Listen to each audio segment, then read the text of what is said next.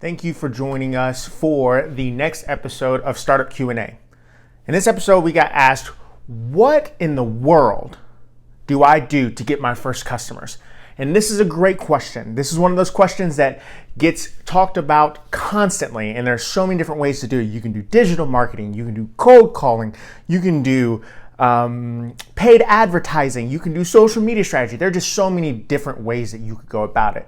However, I think, in my personal beliefs and my experience, that the best way to get your first 1 to 3 customers is just by tapping in to your already natural market, your warm market, the people you already know, the people you've already talked to, the people you have a relationship with, because it is likely that they can refer you to another business or another consumer. If you're in B2C apps, they'll be able to tap into their own market to help you out. And so if you were to call up your friends, your family, everyone you know, former colleagues, former coworkers, former bosses, and just let them know what you're doing, let them know who your target market is. So that means that it'll be really hard to use this method if you don't have a target market or you don't know who your ideal consumer is going to be.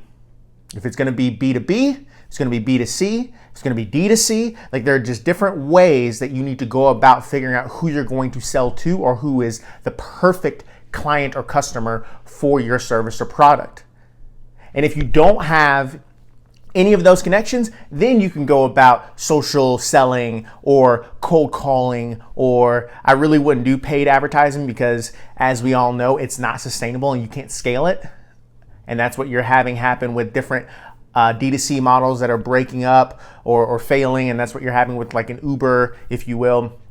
They can't get off that flywheel, and hopefully soon they'll be able to and they'll be profitable, but for now, it's really hard to do that. And so I wouldn't recommend that as your first go. I think you should have like 1 to 10 customers just to validate the model and make sure that you can have someone to iterate and get customer feedback from. So your first wave is probably going to be former coworkers, former people who are in your sphere, people who know you really well and trust that you will take care of their relationship because they will be putting your reputation on the line, and then making sure that you have a target market that you can give to them, because otherwise they'll refer bad fits and clients who will give you feedback that really won't be good feedback because it'll be from their perspective. And if they're not your actual target market or your customer avatar, they will screw up your product roadmap because they just won't be, their desires won't align with the people that you actually want to work with. So just make sure you have that up front